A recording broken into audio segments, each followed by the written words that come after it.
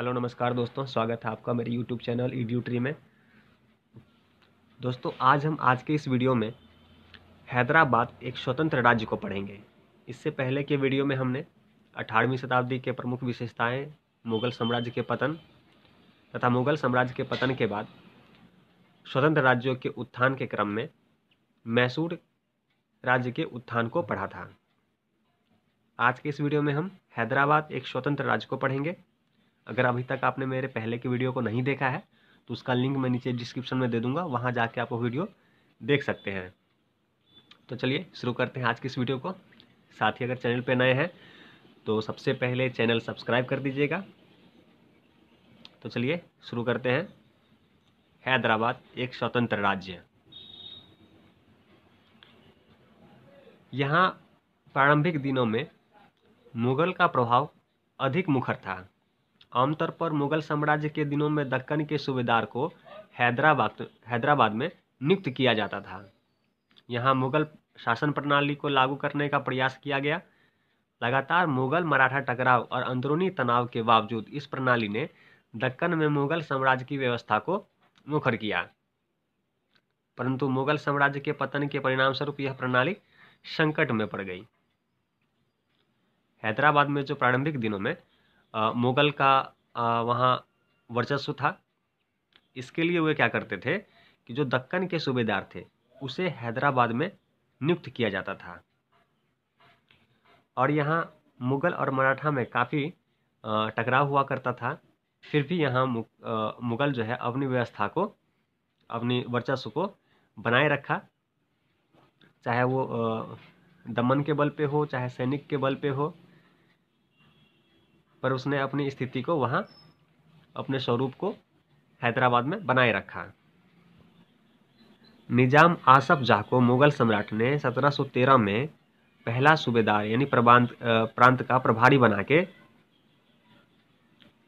दक्कन भेजा था, लेकिन 1724 में उसे अपने प्रतिद्वंदी, जो उसके बराबर के जो अधिकारी होते थे, उन पर सैन्य विजय प्राप्त करने के बाद ही असल में उसके हाथ में बागडोर असरदार ढंग से आई।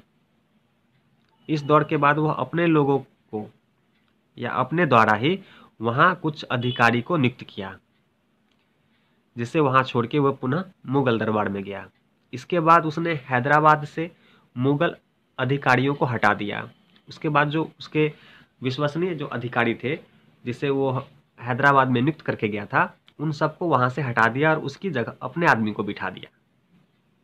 उसने संधि करने, युद्ध करने, मनसब और खिताब देने का अधिकार भी अपने हाथ में ले लिया। यानी कि एक तरह से हैदराबाद में सभी निर्णयों को लेने का अधिकार उसने अपने हाथों में ले लिया, जिसमें संधि करने का, युद्ध करने का, मनसब और खिताब देने का अधिकार जो थे वह अब अपने हाथ में ले लिया। वह धीरे धीरे मुगल अधिकार थे वहाँ सिर्फ नाम मात्र का रह गया। निजाम अली खां, जो 1762 से 1803 तक वहाँ शासन किया, के समय तक आते आते कर्नाटक, मराठे और मैसूर सभी ने अपने अपनी जमीन के दावों को सुलझा दिया था और हैदराबाद में एक किस्म की स्थिर राजनीतिक ढांचा उभर कर सामने आया। जब निजाम अली खां का समय था, निजाम अली खां का जब समय था, यानी कि 1762 से 1803 के बीच का जो समय था, उस समय तक कर्नाटक, मराठा और मैसूर में जो आपसी टकराव होते थे अपने सीमाओं को लेकर, वह जो विवाद था वह उन्होंने आपस में सुलझा लिया था। इससे फ़ायदा क्या हुआ कि हैदराबाद को इनके विस्तारवादी नीति से इन्हें छुटकारा मिल गया और यह एक तरह से सुरक्षित हो गया, जिसके बाद हैदराबाद में एक किस्म की स्थिर राजनीतिक ढांचा सामने आता है। अब देखते हैं हैदराबाद की युद्ध और सेना कैसी थी। हैदराबाद में उभरने वाले राज्यतंत्र का एक अहम अंग सेना था। निजामुक मुल्क ने मौजूदा जागीरदारों को बने रहने की नीति अपनाई। जहां हमने पहले पढ़ा था कि मैसूर में जागीरदारों की शक्तियों को छीन लिया गया था, उनकी ज़मीनों को हड़प लिया गया था, उन्हें या तो दबा दिया गया था या फिर उन्हें भगा दिया गया था, परंतु यहाँ पे ऐसा नहीं। निजामुक मुल्क ने सभी जागीरदारों की शक्ति को यथारूप रहने दिया। स्थानीय सरदारों के अधिकारों को जो का त्यों बने रहने दिया गया। मुगल सेना की तरह हैदराबाद की सेना का रख रखाव भी निजाम के खजाने में सामंतों द्वारा जो नगद भत्ते लिए जाते थे उससे सैनिकों को तनख्वाह दी जाती थी। सेना की मराठा, कर्नाटक, नवाब, मैसूर या अंग्रेजों को अंकुश रखने में महत्वपूर्ण भूमिका होती थी। जो सेना का जो मुख्य रूप से उस समय काम होता था वह मराठों से अपनी सुरक्षा, कर्नाटकों से अपनी सुरक्षा, नवाब, मैसूर, अंग्रेजों से, अंग्रेजों जो अपनी विस्तारवादी नीति जो अपनाए हुए थे उन पे अंकुश लगाने के लिए सेना महत्वपूर्ण भूमिका निभाती थी। अब देख लेते हैं हैदराबाद की भू राजस्व प्रणाली कैसी थी।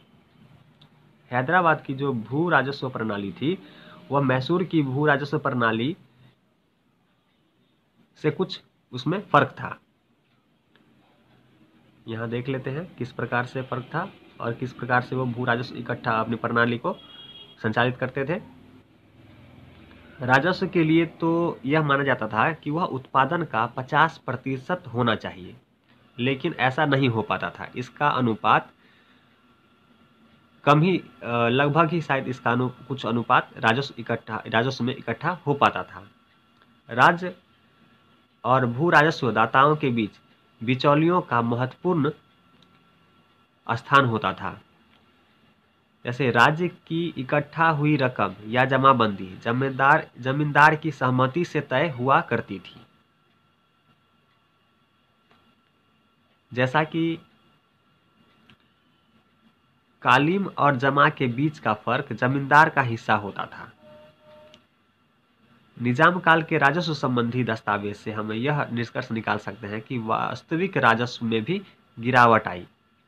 हैदराबाद में जागीरें या राज्य की सेवा के लिए मिलने वाली भूमि पुश्तैनी होती थी। मैसूर में हमने पढ़ा था इस पे रोक लगाने की कोशिश हुई थी, लेकिन हैदराबाद में इसके लिए कोई गंभीर उपाय नहीं किया गया। यहाँ जो जागीर जो थी वो राज्य की सेवा के लिए भूमि को पुश्तैनी रूप में दी जाती थी। जागीरदार पुश्तैनी विरासत का फायदा उठाते हुए इतने मजबूत हो गए कि वास्तविक राजस्व में गिरावट आने के संदर्भ में भी इस बात का कोई सवाल नहीं उठाता कि जागीरदारों को जो रकम सचमुच मिलनी चाहिए उनकी जागीर से उन्हें मिलने वाले राजस्व उससे कम है। यानी कि जो जागीरदार थे उनकी शक्ति इतनी मजबूत हो गई थी कि जो राजस्व कम मिलते थे तो कोई उन पर यह सवाल नहीं उठा पाता था कि उन्हें जितना मिलना चाहिए या देना चाहिए राजस्व वो उससे कम देते हैं। इतने शक्तिशाली वहां के जागीरदार थे। पर मैसूर में हमने देखा था कि उनकी जमीनों को हड़प लिया गया था, सरकारी अधिकारियों को दे दिया गया था, किसी व्यापारी को किराए पे दे दी गई थी। पर यहाँ जागीरदार काफी मजबूत स्थिति में थे। हैदराबाद के भू राजस्व प्रशासन में अमील जो यानी प्रांतीय प्रधान जो थे वे नीचे के अधिकारी होते थे। वे भू राजस्व प्रशासन में नियमित आकलन और सर्वेक्षण के उपाय करते थे। खेती करने वालों का राज्य की कर्ज और मोहलत की नीति के जरिए हौसला बढ़ाया जाता था। यानी खेती करने के लिए उन्हें कर्ज भी दिया जाता था और एक उचित समय भी दिया जाता था। इससे क्या होता था, किसान का हौसला बढ़ता था और वे किसानी करने में आगे बढ़ चढ़कर हिस्सा लेते थे। इसके बाद देखते हैं वकील। जो हमने ऊपर मध्यस्थ जो पढ़ा था, जो बिचौलियों के बारे में पढ़ा था, यहाँ उसे वकील कहते थे। इनका कार्य क्या था, ये वो जो वकील थे वे निजाम और सामंतों के बीच, और निजाम और बाहरी ताकतों के बीच दलालों का काम करते थे। वकील हैदराबादी सामंतों द्वारा संचालित विशाल और पैसे वाली संस्थाओं में व्यक्तियों के लिए सुअवसर की व्यवस्था करते थे। यानी कि किसी प्रकार की मध्यस्थता करने के लिए ये जो वकील जो होते थे इनकी भूमिका काफी अहम होती थी। चाहे वो निजाम और सामंत के बीच की कोई विवाद हो, चाहे सामंतों से सामंतों के बीच का कोई विवाद हो, चाहे निजाम और चाहे बाहरी ताकतों से अगर कोई भी विवाद हो, तो उसे सुलझाने में इन दलालों का महत्वपूर्ण भूमिका होता था। और ये एक विशाल पैसे वाली संस्था में व्यक्तियों के लिए सुअवसर का भी कार्य करते थे, यानी उन्हें लाभ पहुंचाने का भी कार्य करते थे, और इनकी स्थिति काफ़ी मजबूत होती थी। इसी प्रकार देख लेते हैं कि हैदराबाद में स्थानीय सरदारों का क्या स्थिति थी।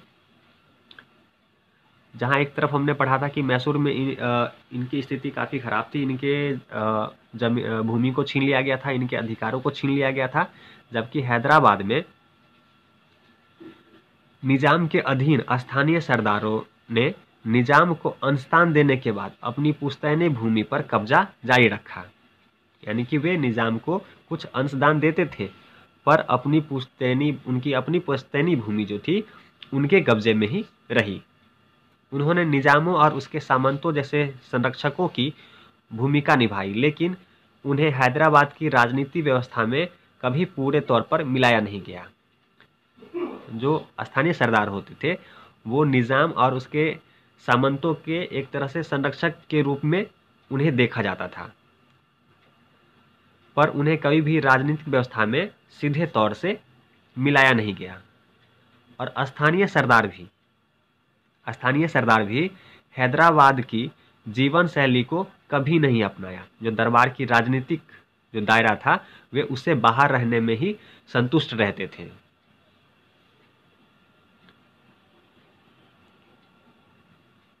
अब देखते हैं हैदराबाद की वित्तीय और सैन्य समूह। यहाँ साहूकारों, महाजनों और सेनापतियों, आमतौर पर भारे के जो प्रशासन के अधिकारी होते थे, ने हैदराबाद की राजनीतिक व्यवस्था में महत्वपूर्ण भूमिका निभाई। वे प्रमुख भूमिका निभाते थे क्योंकि वे आवश्यक वित्तीय और सैन्य सेवा प्रदान करते थे। उनकी शक्ति का स्रोत उनका संप्रदाय था, और वकीलों के विपरीत वे जाति अथवा संप्रदाय के समूहों की तरह काम करते थे।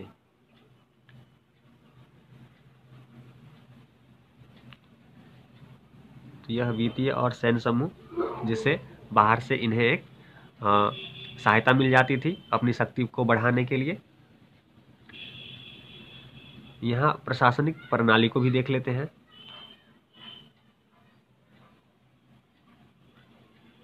यहाँ प्रशासनिक प्रणाली में देखते हैं जब, तो यह क्या था कि मुगल समय में पहले यहाँ दीवान का पद